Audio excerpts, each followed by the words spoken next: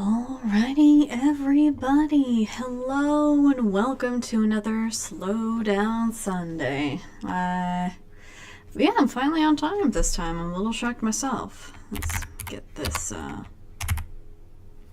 there we go. I tried to get my indie comic slideshow open, but for some reason I did not this time around.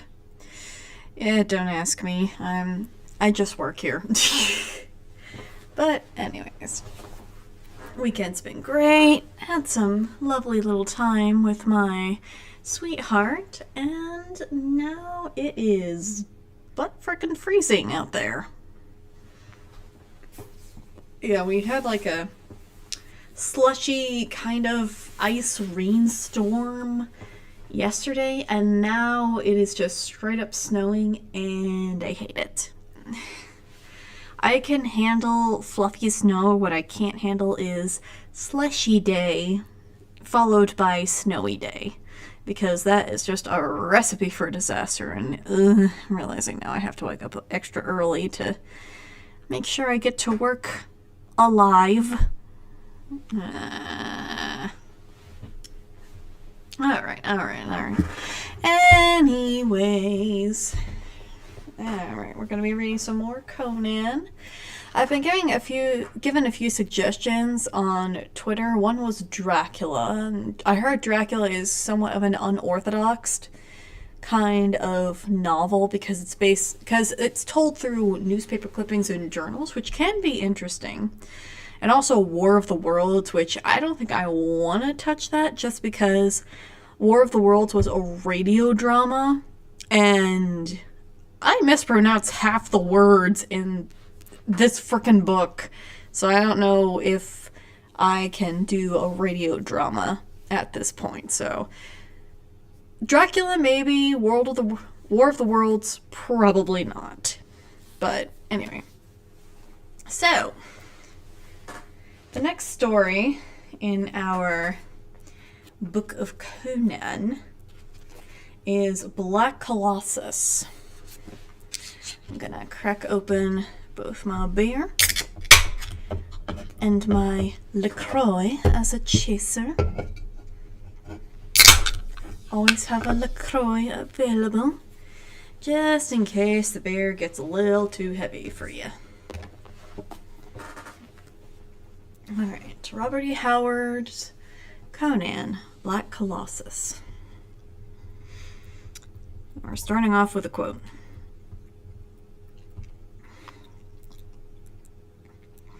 What the hell? Give me a minute.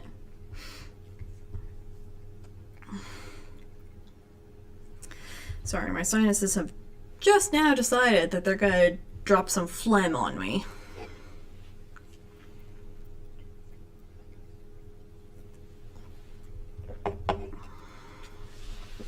Alright.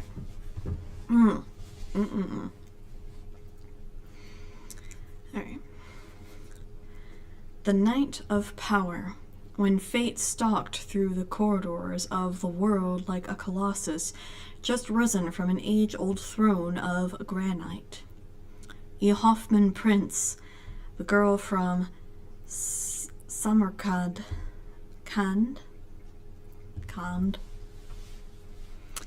I'll get corrected later. Only the age-old silence brooded over the mysterious ruins of Kuthkemes? But fear was there. Fear quivered in the mind of the Shavatas, the thief driving his quick driving his breath quick and sharp against his clenched teeth. He stood, the only atom of life amidst the colossal monuments of desolation and decay. Not even a vulture hung like a black dot in the vast blue vault of the sky, and the sun glazed with its heat. On every hand rode the grim relics of another forgotten age, huge broken pillars thrusting up their jagged pinnacles into the sky. Long wavery lines of crumbling walls, fallen cyclopene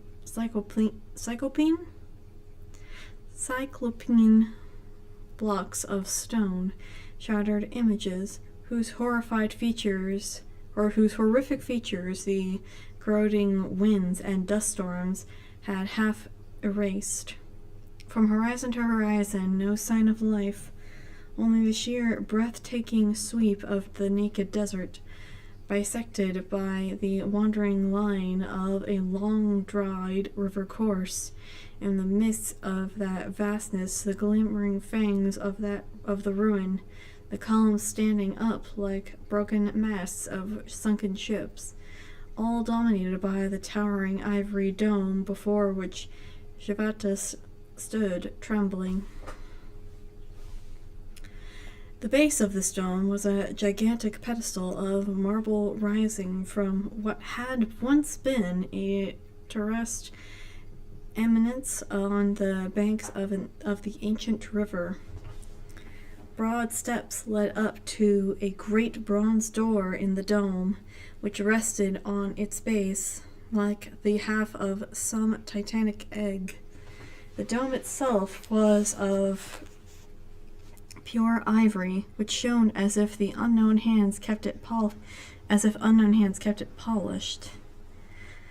Likewise shone the spire gold cap of the pinnacle, and the inscription which sprawled about the curve of the dome in golden hieroglyphics yards long.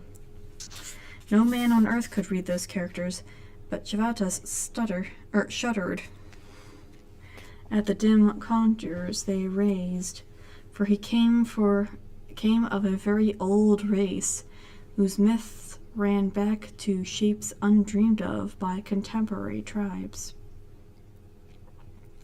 Shivatas was wiry in life, and became a master thief of Zamora. His small round head was shaven, his only garment a loincloth of scarlet silk.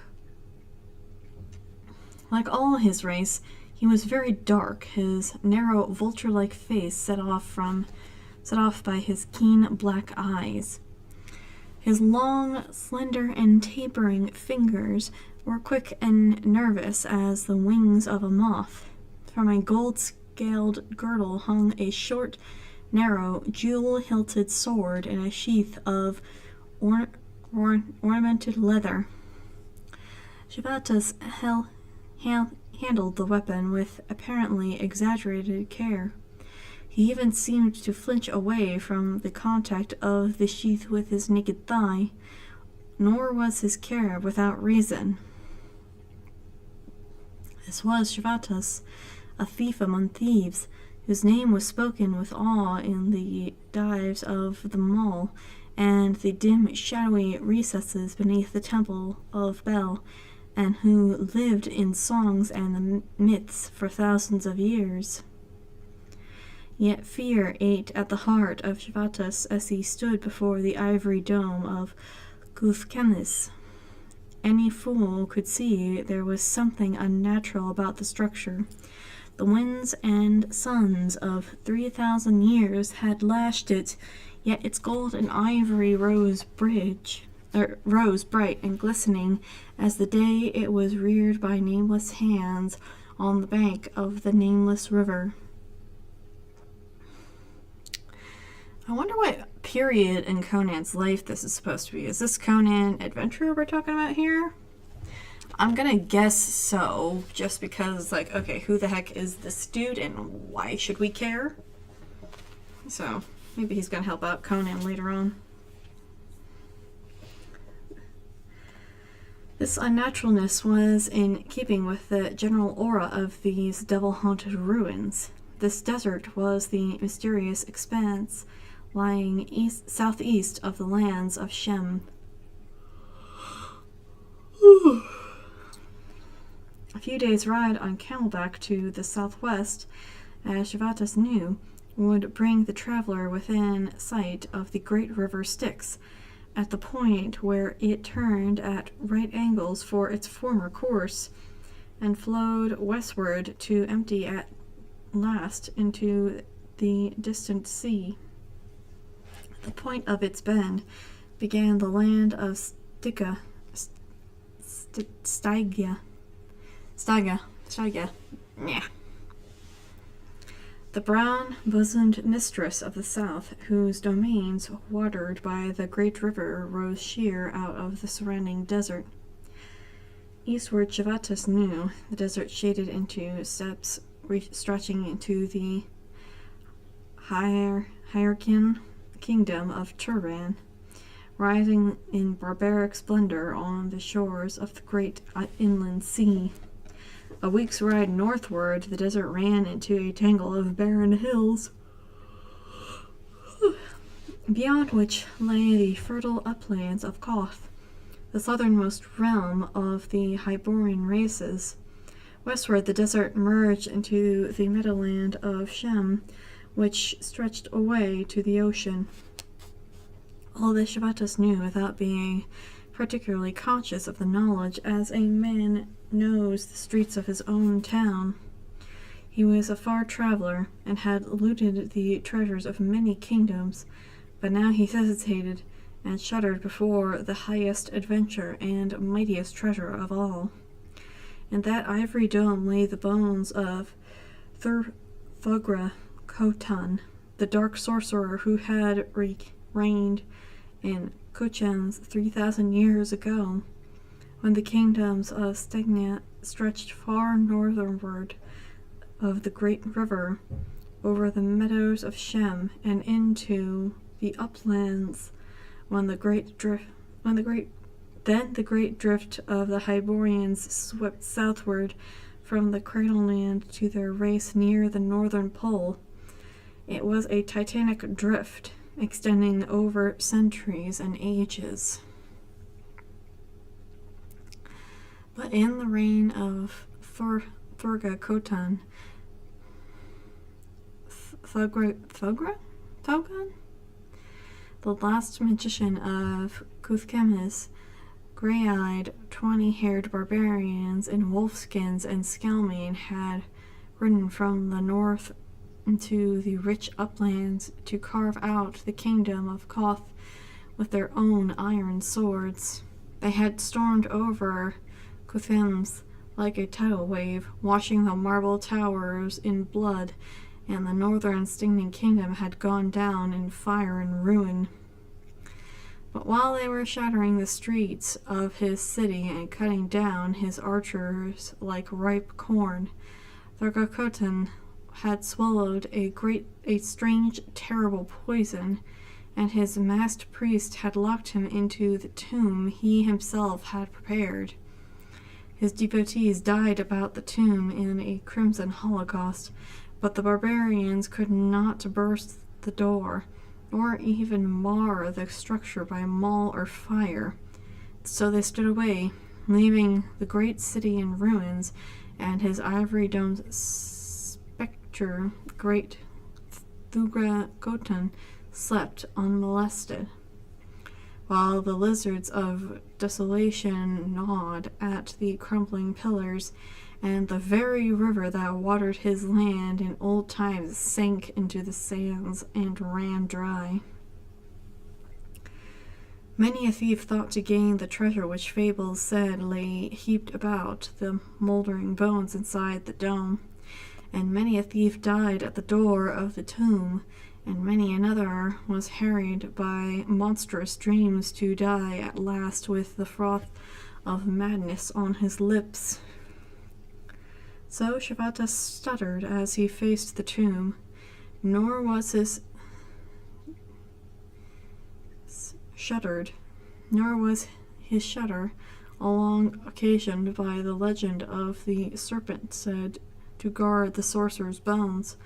Overall, myths of Thugra Khotan hung horror and death like a pall. For where the thief stood, he could see the ruins of the great hall wherein chained captives had knelt by the hundreds during features to have their heads hacked off by the priest king in honor of Set, the serpent god of Stygia. Somewhere nearby had been the pit, dark and awful, wherein screaming victims were fed to a nameless amorphic monstrosity which came up out of the deeper, more hellish cavern. Legend made Thugrakoten more than human. His worship yet lingered in a mongrel, degraded cult, whose votaries stamped his likeness on coins to pay the way of their dead over the great river of darkness which the Styx was, but the material shadow. Shvatas has seen this likeness on coins stolen from under the tongues of the dead, and its image was etched indelibly on his brain. But he put aside his fears and mounted to the bronze door, whose smooth surface offered no bolt or catch. Not for naught had he gained access into darksome cults, had hearkened to the grisly whispers of the votaries of Skelos under midnight trees, and read the forbidden iron-bound books of Phalathos the Blind.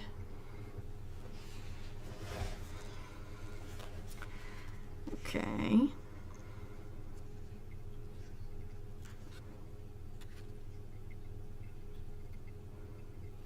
So is Conan gonna come in at some point? Okay, he is gonna come in at some point.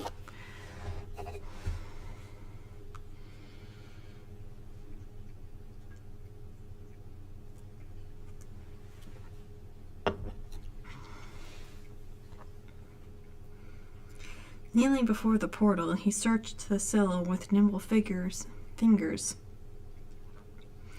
Their sensitive tips found projections too small for their eye to detect, or for less skilled fingers to discover. These he pressed carefully and according to a peculiar system, muttering a long-forgotten incantation as he did so. As he pressed the last projection, he sprang up with frantic haste and struck the exact center of the door a quick, sharp blow with his open hand. There was no rasp of spring or hinge, but the door retreated inward, and the breath hissed explosively from Shvatas's clenched teeth. A short, narrow corridor was discovered. Down this the door slid, and now in place at the other end.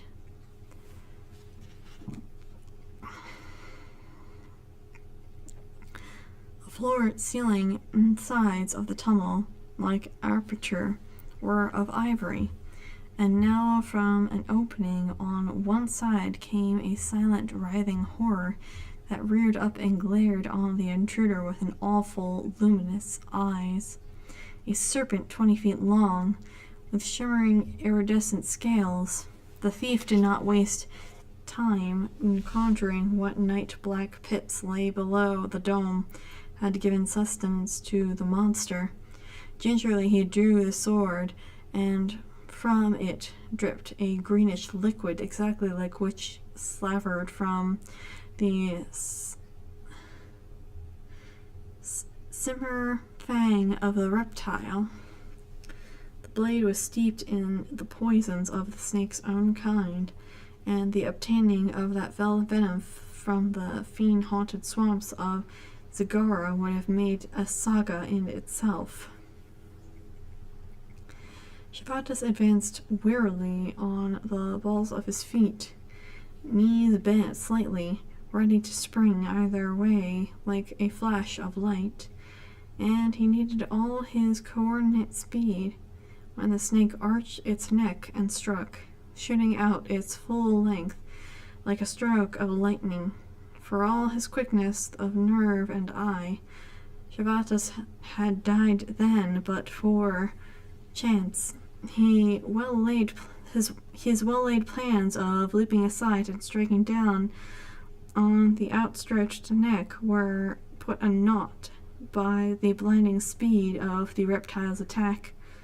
The thief had but time to extend the sword in front of him, involuntarily closing his eyes and crying out. Then the sword was wrenched from his hand, and the corridor was filled with a horrible thrashing and lashing. Opening his eyes, amazed to find himself still alive, Shivata saw the monster heaving and twisting its slimy form in fantastic contortions, the sword transfixing its jaws. Sheer chance had hurled its full against the point he had held out, its giant jaw. Sheer chance had hurled its full against the point he held out blindingly. A few moments later, the serpent sank into shining, scarcely quivering coils as the poison on the blade struck home.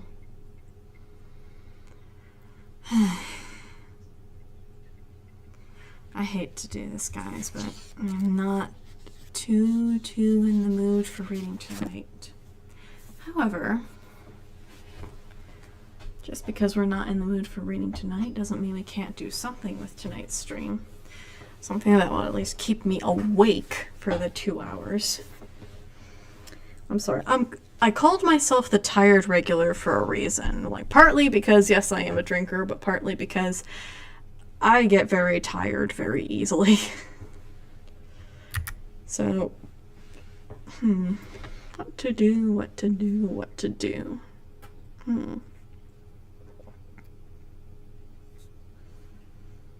I know.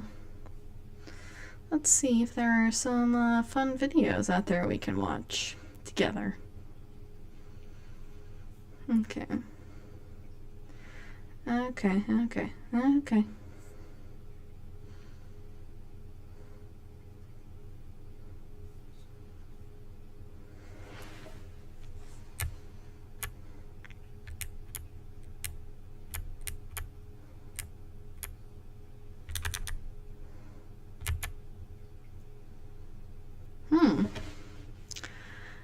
Prince Coram. I think I know that. Or at least I think I've heard of that. Before there was Ellen Ripley. Before there was Wonder Woman. There was the original action heroine, Atalanta. Now available at Amazon, Smashwords, and at StudioBrainstorm.net. Links in the description. In those days, there were oceans of light, and cities in the skies, and wild flying beasts of bronze. There were herds of crimson cattle that roared and were taller than castles. There were shrill viridian things that haunted bleak rivers. It was a time of gods, manifesting themselves upon our world in all her aspects. A time of giants who walked on water, of mindless sprites and misshapen creatures, who could be summoned by an ill-considered thought, but driven away only on pain of some fearful sacrifice. Of magics, phantasms, unstable natures, impossible events, insane paradoxes, dreams come true, dreams gone awry, of nightmares assuming reality. It was a rich time and a dark time. The time of the sword rulers. The time when the Vadach and the Nadrach, age-old enemies, were dying. The time when man, the slave of fear, was emerging, unaware that much of the terror he experienced was the result of nothing else but the fact that he himself had come into existence. It was one of the many ironies connected with man, who in those days called his race Mabden. The Mabden lived brief lives and bred prodigiously. Within a few centuries, they rose to dominate the westerly continent on which they had evolved. Superstition stopped them from sending many of their ships toward Vadach and Nadrach lands for another century or two, but gradually they gained courage when no resistance was offered. I wish I understood what half of those words meant. I find it so funny that the one author who kind of considered fantasy to be adolescent was also the same guy who wrote down a whole ass lore like this super seriously. They began to feel jealous of the older races. They began to feel malicious. The Vadach and the Nadrach were not aware of this. They had dwelt 1,000,000 or more years upon the planet which now at last seemed at rest. They knew of the Mabden, but considered them not greatly different from other beasts. Though continuing to indulge their traditional hatreds of one another, the Vadach and the Nadrach spent their long hours in considering abstractions, in the creations of works of art and the like. Because that always works well. To only consider the abstract, that always works out well. Rational, sophisticated, at one with themselves, these older races were unable to believe in the changes that had come. Thus, as it almost always is, they ignored the signs. There was no exchange of knowledge between the two ancient enemies, even though they had fought their last battle many centuries ago. The Vadach lived in family groups, occupying isolated castles scattered across a continent called by them Broan Vadach. That sounds like a terrible idea. I mean, even if it's now a land of peace, why would you willingly separate yourselves like that? Like, don't you want to remain at least in good contact with people around you? That sounds like a terrible strategy. But, oh well. There was scarcely any communication between these families, for the Vadach had long since lost the impulse to travel. The Nadrach lived in their cities, built on the islands in the seas to the northwest of Broan Vadach. They also had little contact, even with their closest kin. Both races reckoned themselves invulnerable. Both were wrong. Of course they were. Like, if you knew that a species was growing more and more resentment, why the fuck would you separate yourselves to the point where you don't even communicate with one another? Upstart man was beginning to breed and spread like a pestilence across the world. This pestilence struck down the old races wherever it touched them. And it was not only death that man brought, but terror too. Willfully he made of the older world nothing but ruins and bones. Unwittingly, he brought psychic and supernatural disruption of a magnitude which even the great old gods failed to comprehend. And the great old gods began to know fear. And man, slave of fear, arrogant in his ignorance, continued his stumbling progress. He was blind to the huge disruptions aroused by his apparently petty ambitions. As well, man was deficient in sensitivity, had no awareness of the multitude of dimensions that filled the universe, each plane Shit, is this like one of those commentary things about how humanity is just a bunch of sheep? I mean, I would agree, but in this context, it's like, if the sheep's kicking your ass, are they still sheep? intersecting with several others. Not so the Vadach nor the Nadrach, who had known what it was to move at will between the dimensions they termed the 5 planes. They had glimpsed and understood the nature of many planes other than the 5 through which the earth moved.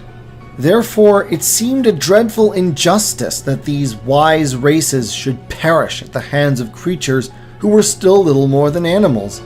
It was as if vultures feasted on and squabbled over the paralyzed body of the youthful poet, who could only stare at them with puzzled eyes as they slowly robbed him of an exquisite existence they would never appreciate, never know they were taking. If they valued what they stole, if they knew what they were destroying, says an old Vadach in the story The Only Autumn Flower, then I would be consoled. It was unjust. By creating man, the universe had betrayed the old races. But it was a perpetual and familiar injustice. The sentient may perceive and love the universe, but the universe cannot perceive and love the sentient. The universe sees no distinction between the multitude of creatures and elements which comprise it. All are equal. None is favored. The universe, equipped with nothing but the materials and the power of creation, continues to create. Something of this. Okay, are we gonna actually get to quorum? It is 5 minutes into the... When the hell are we going to get to quorum? Okay.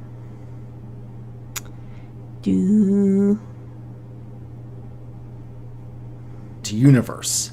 Prince Coram Jalen Okay, Irse there was we one go. of these.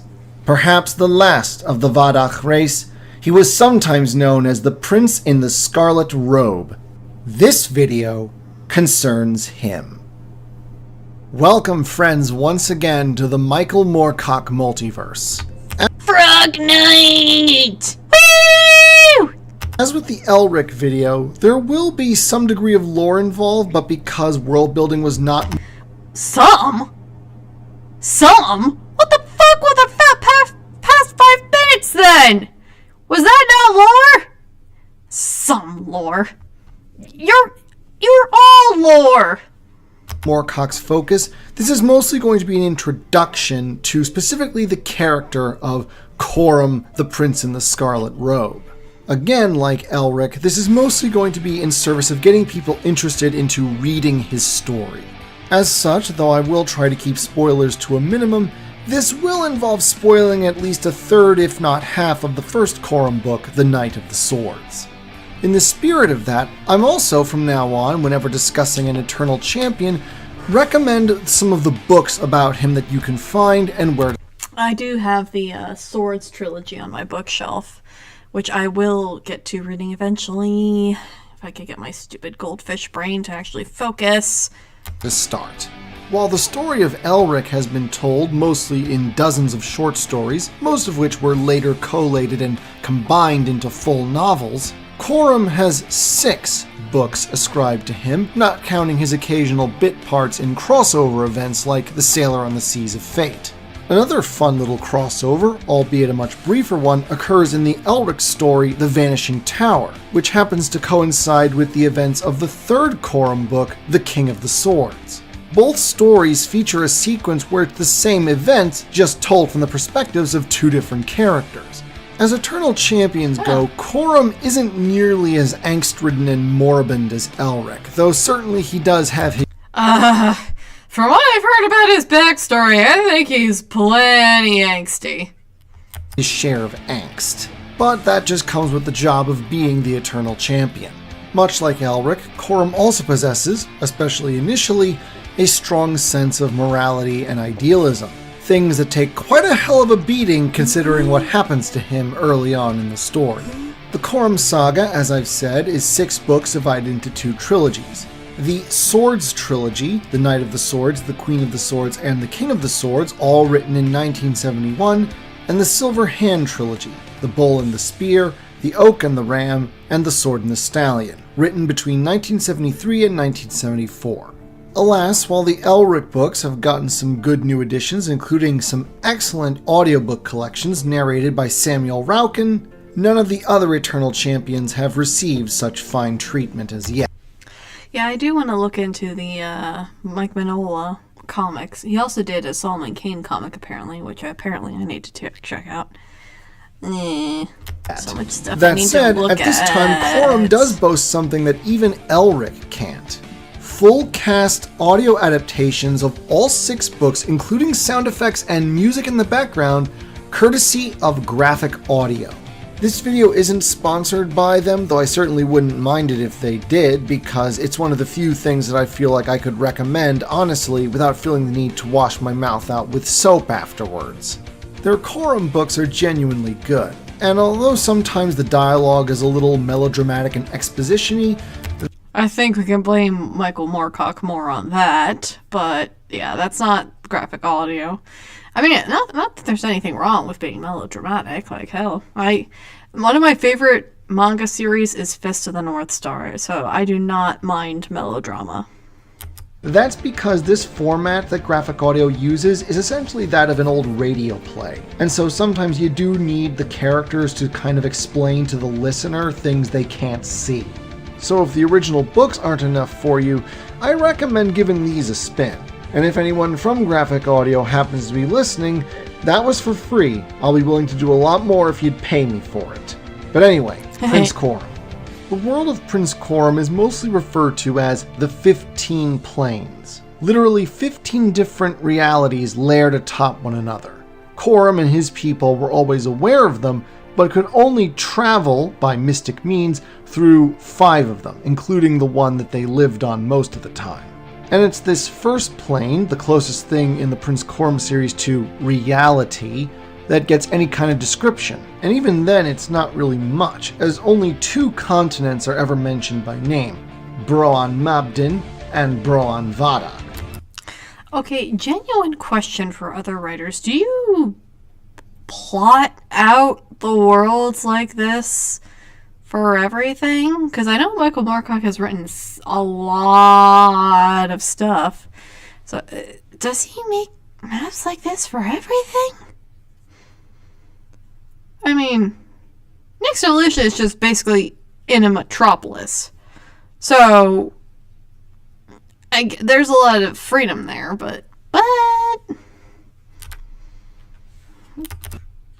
Originally, the 15 planes were ruled over by the Lords of Law, specifically 3 of them, each governing 5 of the 15 planes, although only one of them, Lord Arkan, is actually named, and he governed over the 5 planes that Corum and his people could perceive.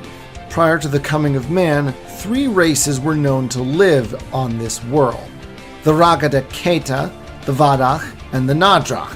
But then came the Lords of Chaos, who overthrew the respective Lords of Law and each claimed 5 of the 15 planes for themselves.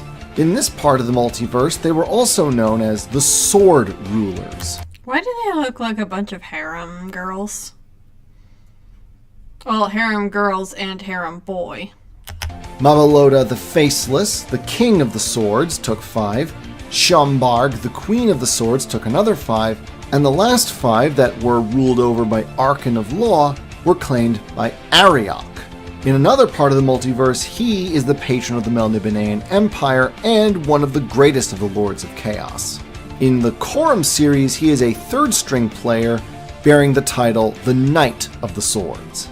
It seems the Ragada Keta, a spindly race with features that essentially look like surprise bowling balls, were aware of the Lords of Chaos in general, and Ariok in particular early on, and very quickly submitted rather than be destroyed, even though they know that because they are a creation of law like the others, eventually Ariok is going to get around to destroying them. But the Ragada Keta, it seems, are a very fatalistic race, for they wait, trembling but passively, for the day of their destruction. As for the Vadach and Nadrach, Well, that's a horrible way to go about existence. it seemed that they mostly remained ignorant of the transition from rule by the Lords of Law to the Lords of Chaos, probably because they were too busy fighting each other. The Nadrach are described as a fairly hairy race, essentially covered in fur, and they inhabited densely populated cities on a series of islands to the northwest of the continent of Broan Vadach. The Vadach were more your stereotypical, slightly elfin elder race. They don't have pointy ears, but their ears do taper, and they don't have lobes like humans do. Appearance-wise, they mostly resemble European humans, although their skin apparently has golden sparkles in certain lights, which... Oh my god, it's Twilight! It's Twilight! ...is dangerously close to Twilight territory for my liking. Okay, I don't think I pre-watched this video, so do not come at me with the pre-watch accusations. However, the really distinctive feature that sets them apart is that their irises are gold and the eyeball itself is colored purple, and when angered, these colors change respectively to red and black. For their part, the Vadach lived in these very small family groups that lived in these tiny, isolated castles, scattered across Broan Vadach. And so, while these 2 elder races were warring with one another, the Lords of Chaos established themselves to their satisfaction in their new domain, and Ariok decided to create a new race of his own, to eventually eradicate the creations of Arkan. And thus he brought into being man, also known in this universe Commentary. as the Mabdin. Unlike the elder races, the Mabdin had little gift for magic and no ability to sense the other planes beyond the one they physically interacted with. They lived short lives, they bred like rabbits, and were so primitive that when they initially encountered them, the elder races viewed them as little more than animals. For their part, the Mabdin initially feared the Vadach and Nadrach as gods, but eventually discovered that these races, for all their power and sophistication, were very mortal. And so that disappointment of the revelation turned to envy and resentment. Some Mabdin got over this and became somewhat civilized, modeling their culture off of these sophisticated elder races. Others, however, clung to that resentment and hatred, allowing it to fester. Meanwhile, eventually, the Vadak and Nadrak decided to stop fighting each other, and for centuries lived in peace, What? Mike Barron wrote the script? Nice. pretty much ignoring one another. The Nadrak kept to their island cities, while the Vadak retreated into their small family castles. In fact, the Vadak became not only distant from the world and their old enemies, but from each other. Contact and communication between the various Vadak family groups and their castles effectively ceased, as, like so many stereotypical elder races in fantasy and sci-fi, they became increasingly introspective, increasingly disconnected from the world around them. And all the while, the Mabdin were crossing the ocean from their original continent, Broan Mabdin, to Broan Vadak. And those who harbored in their hearts a hatred of the elder races began to perform the task for which Ariok had created them: the destruction of the old world and the old races. The Nadrak were the first. The islands were overrun, and those few that weren't killed outright were reduced to slavery, used by the Mabdin to hunt down their old enemy, the Vadak, so that they in turn could be destroyed. Thus, one by one, the individual isolated Vadak castles fell, and their inhabitants slaughtered and mutilated in hideous ways. Another reason why that was a stupid idea in the first place. Like, for a race that had been around for so long, you'd think they would have like some sort of like telephone system, or like some sort of magical social media to keep in touch with each other just in case shit like this happened. And of course, because again, they didn't talk to each other anymore, the other Vadak were never aware of what was going on until the barbarians were literally at their own gates. And so each castle in isolation fell, with the others never the wiser. And it is during this final phase of the effective genocide of the Vadak race that we encounter Prince Coram. Born long after the end of the Vadak-Nadrak Wars, Prince Coram lived all his life in Castle Aerorn with his family. Though once occupied by 500, by now only 12 inhabited the castle. Its lord, Prince Klonsky, the father of Coram, along with Coram's mother, his 2 sisters, his uncle, his female cousin, and 5 distant Oh god, please tell me he's not fucking his cousin too. kinsmen who served as retainers. Like all Vadak in those twilight days, Coram and his family spent their time in introspection and artistic pursuits, Stupid. neither knowing nor much caring about the world beyond the walls of Castle Aerorn. Stupid! However, one day, Prince Klonsky approached his son with a task.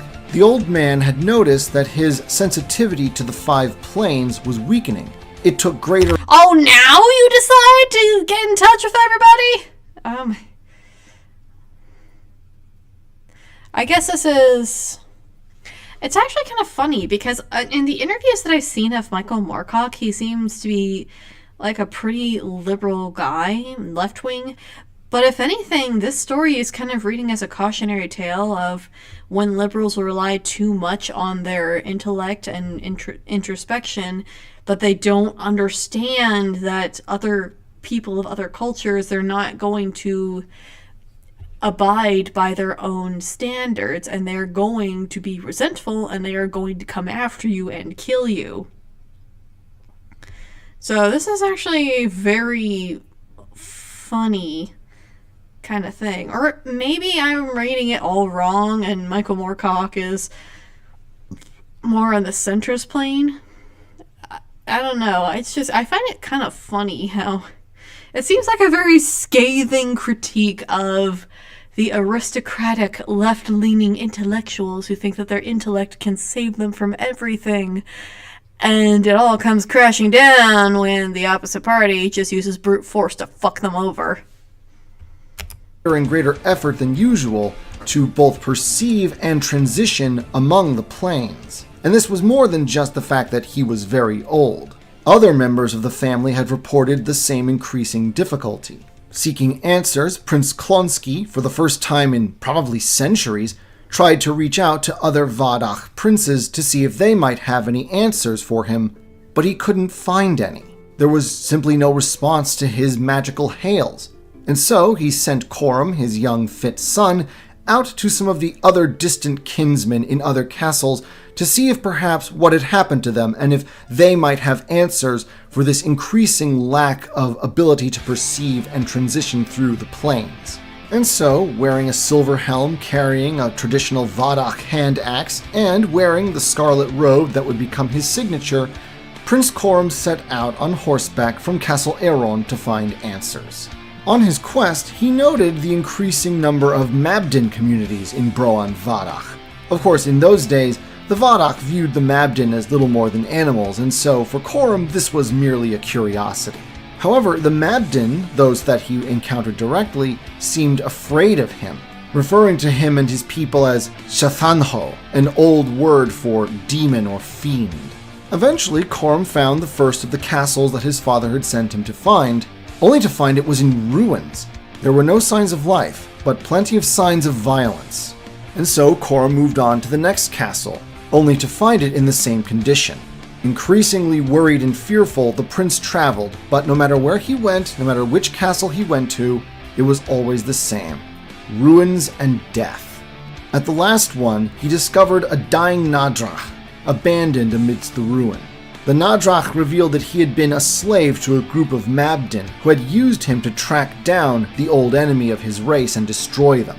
As far as the dying man knew, there were no more Vadach left in Broan Vadach. Consumed with fear, Coram turned and rode as fast as he could for home, but when he returned to Castle Aeron, he was too late. A large warband of Mabdin warriors were despoiling his ancestral home. His family were all dead. The women had been raped before they'd been killed. And so Prince Coram learned what it was to hate.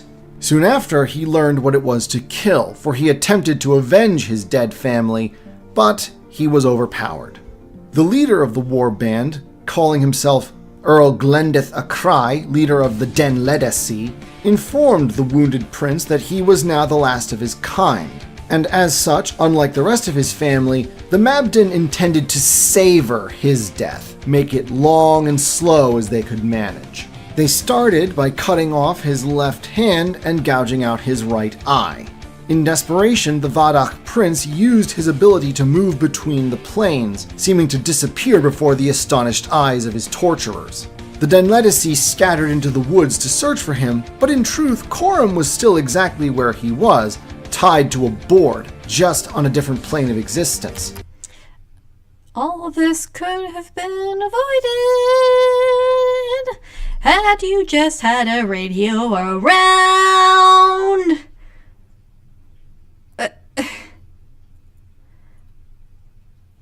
Okay, I get they're different races from humans, but it's like humans have a natural tendency to at least keep tabs on each other, just in case some shit goes down. Even with our enemies, we keep tabs on what's going on just to find out if there might be a bigger threat on the horizon. So it's like, why the fuck did you guys not at the very least like have an open telephone line so you can like do an SOS when the first of you got hit?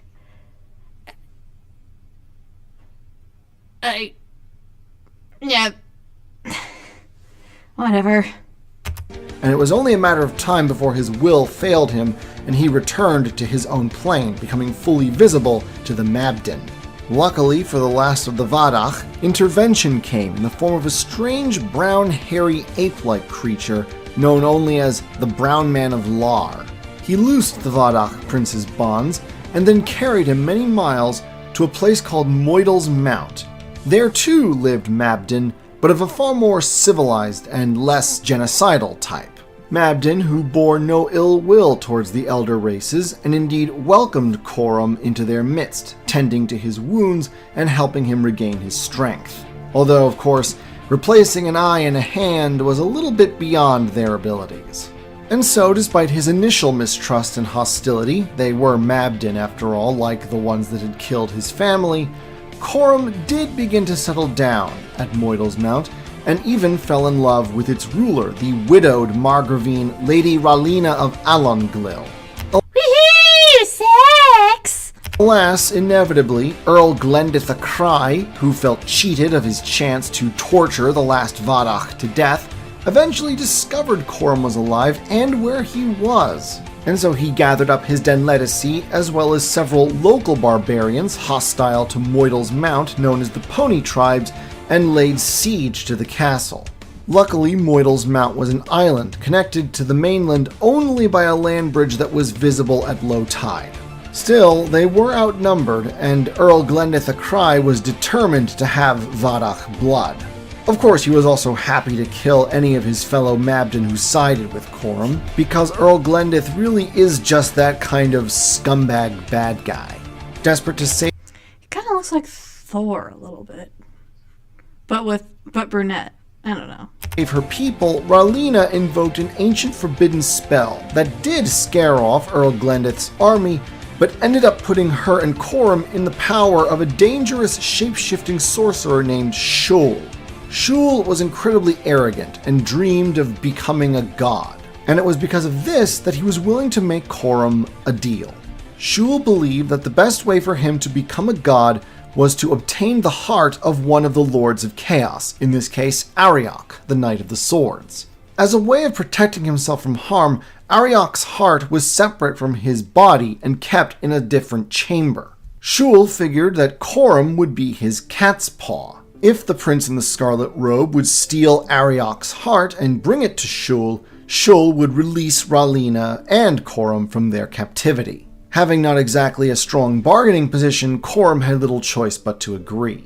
To aid his reluctant ally in this endeavor, Shul presented Coram with something to replace that which Glendith the Cry had taken from him: an eye and a hand. According to Shul, long, long ago, before law and chaos, before even the cosmic balance, there were the lost gods, brothers, Queel and Rune. They were the mightiest beings to have ever existed, stronger even than the most powerful of the lords of the higher realms. Bound to no law save one, that they were forbidden to inflict violence upon one another. And eventually even this law they broke. In their fight, Because, yeah. Rune struck off one of Queel's hands, and Queel gouged out one of Rune's eyes. The lost gods thus earned their name, disappearing and never being seen since. How convenient that Coram himself lacked a hand and an eye. And so these two magical artifacts were grafted onto his body in their place by Shul. The Eye of Rune is a massive orb, bigger than an ordinary eye, covered in jewels so that it looks like the eye of a giant insect. The Hand of Queel is equally bejeweled and carries 6 fingers, so that it looks like an incredibly ornate silver gauntlet. The Hand of Queel has a mind of its own and sometimes acts without Coram's volition. It also is incredibly strong, able to crush even the hardest substances with ease. When not covered by an eye patch, the Eye of Rune allows Coram to perceive a strange, shadowy limbo, a cave filled with the shades of those who have recently been killed in the service of the eye and the hand. Interesting. Coram can use the hand to summon the shades into the real world to fight on his behalf. However, they will only do so if they are promised prizes.